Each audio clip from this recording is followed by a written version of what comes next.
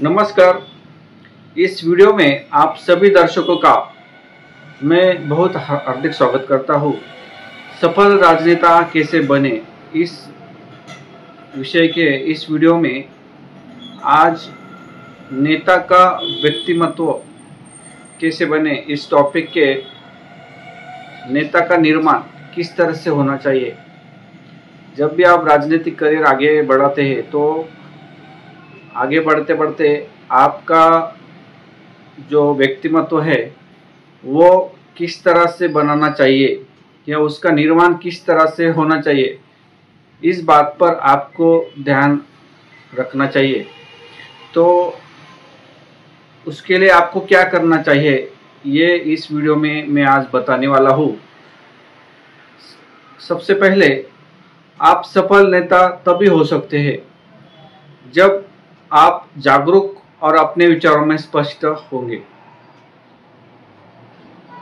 एक राजनीतिक करियर करते समय एक राजनेता को लोग ऐसा देखना चाहते हैं कि उसके विचारों में स्पष्टता होनी चाहिए, कथनी और करने में अंतर नहीं होना चाहिए और एक जागरूकता उसमें होनी चाहिए।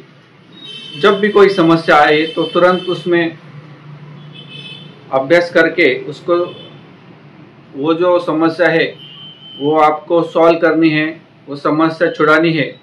इससे जनता में आपके प्रति विश्वास निर्माण होगा। दूसरा मुद्दा है जो बुद्धि युक्त कार्य करते हैं।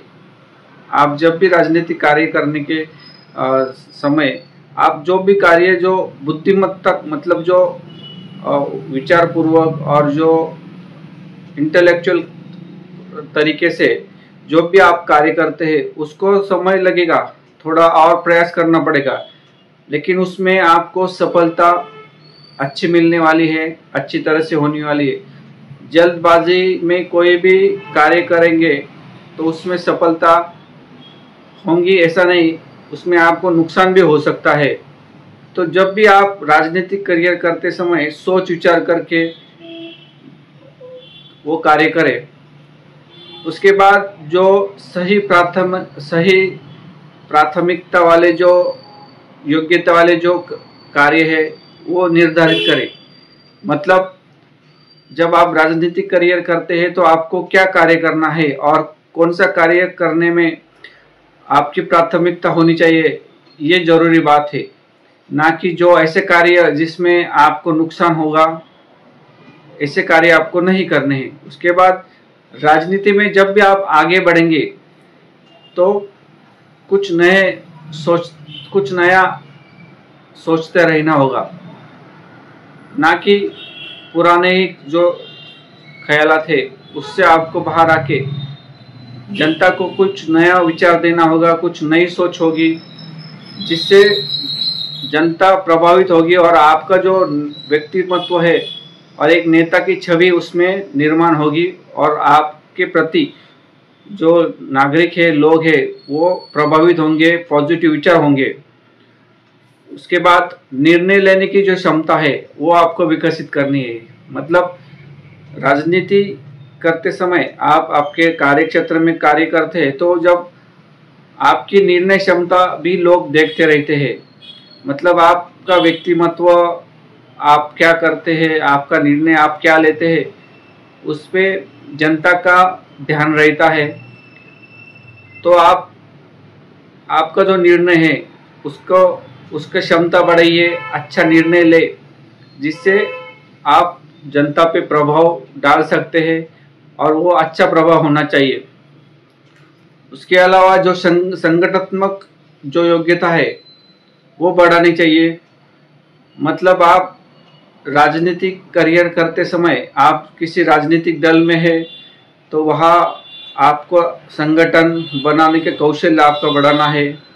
या सोशल वर्क में जब सोशल वर्क भी करते हैं या दूसरी कोई संगठन आप चलाना चाहते हैं तो उसमें आपका संगठन कौशल्य वो आपको बढ़ाना होगा।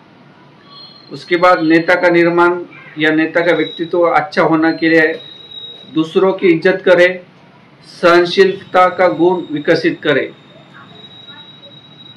जब आप अलग अलग लोगों से मिलेंगे, कोई अधिकारी है, अफसर है, या कोई फिर जिसका समाज में अच्छा नाम है, ऐसे लोगों को आपको सम्मान करना है, उनकी इज्जत करनी है। और जो आपका सहनशीलता का जो गुण है वो भी आपको विकसित करना है। उसके बाद आप जब राजनीतिक करियर में कार्य करते हैं तो आपको आपका आत्मविश्वास भी बढ़ाना है। कॉन्फिडेंस लेवल अच्छा होगा तो आपकी छवि में पॉजिटिव असर होगा और आपका व्यक्तिमत्व भी अच्छा निखरेगा। उसके बाद अपने सहयोगी के साथ काम करने का गुण विकसित करें। अनेक ऐसे नेता देखे हैं या कार्य करने वाले लोग जो राजनीति में कार्य करते हैं, उनको अपने सहयोगियों के साथ काम करने का अनुभव नहीं रहता।